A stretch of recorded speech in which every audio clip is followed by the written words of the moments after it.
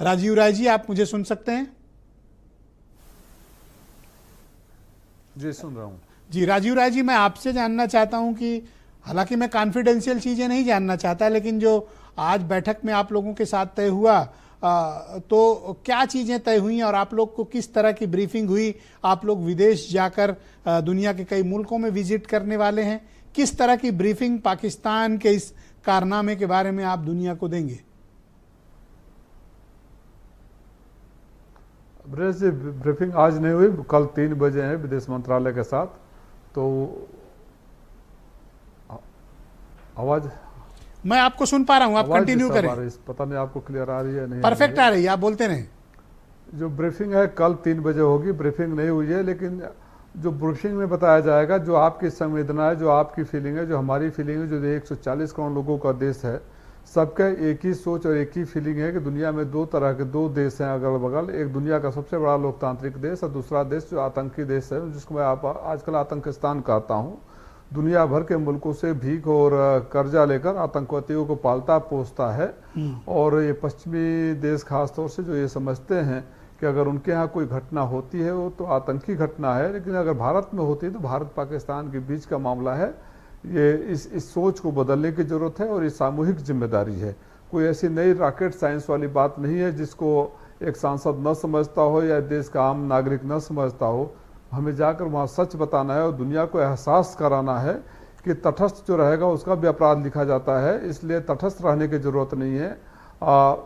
आपको साथ देना पड़ेगा लोकतांत्रिक देश का या आतंकी देश का, ये निर्णय दुनिया को करना पड़ेगा। आप राजीव राय जी किस डेलीगेशन का पार्ट हैं और दुनिया के किन किन मुल्कों में आप जाने वाले हैं, और उन मुल्कों के साथ भारत के रिश्ते कैसे हैं और आप उन्हें क्या ब्रीफिंग देंगे?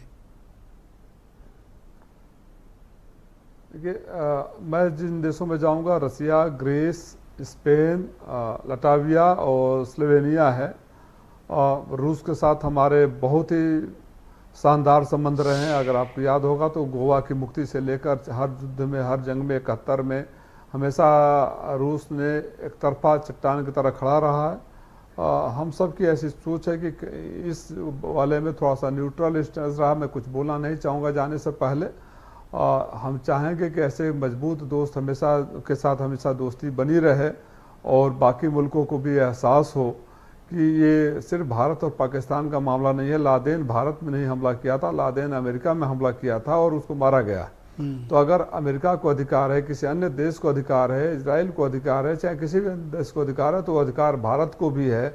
और जैसे कि हमारी सेना ने भी कहा है कि हम लोग, हमारा निशाना आतंकवादियों के खिलाफ था, किसी सेना के या पाकिस्तान के नागरिकों के खिलाफ नहीं था।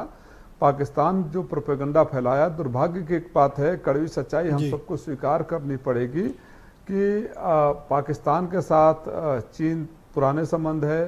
राजीव राय जी, मैं एक प्रश्न करना चाहता हूं। रहे, लेकिन आप पहली बार आपकी जिंदगी में यह अवसर आया है कि आप एक सरकारी डेलीगेशन जो भारत सरकार का है, 144 करोड़ लोगों का डेलीगेशन है, जिसका नेतृत्व ये प्रतिनिधिमंडल कर रहा है, जिसमें आप भी काफ़ी प्रमुख रूप से सम्मिलित किए गए हैं as a member of parliament.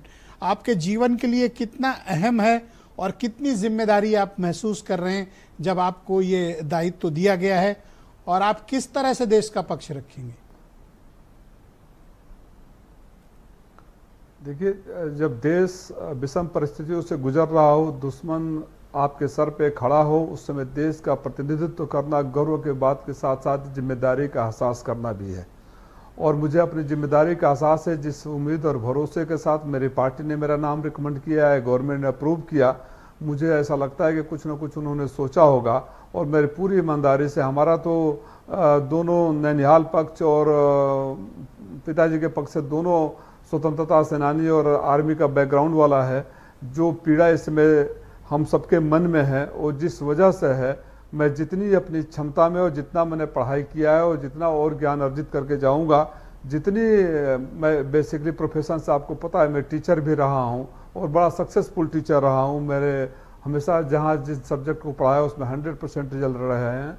तो मैं कोशिश करूंगा कि आपसे जानना चाहता हूं और बड़ा कैटेगरिकली आपसे ये पूछना चाहता हूं स्पष्ट रूप से। अभी आपने इसी परिचर्चा के दौरान, अभी 1 मिनट पहले आपने ये पक्ष रखा अपने डेलीगेशन में जाने से पहले कि रसिया हमारा बहुत ही महत्वपूर्ण सामरिक राजनयिक साझीदार है, लेकिन हम उससे ज़्यादा उम्मीद कर रहे थे, ज़्यादा अपेक्षा कर रहे थे। ऐसा है? आप कैसी अपेक्षा कर रहे थे उनसे? नहीं, अपेक्षा तो हमेशा उसी से होता है जो हमेशा आपके साथ दुख सुख में खड़ा रहा हो। तो अपेक्षा करना कहीं गुनाह नहीं है। और हम ये चाहेंगे, देखिए जाने से पहले कुछ ऐसा स्टेटमेंट मेरी मैच्योरिटी में नहीं देना चाहिए। हम कोशिश ये करेंगे जो हमेशा से चट्टान की तरह रसिया खड़ा रहा है, आगे भी खड़ा रहे और हमारी दोस्ती मजबूती बने रहे और दुनिया के लिए एक मिसाल रहे। ऑलराइट, शुक्रिया आपका। प्लीज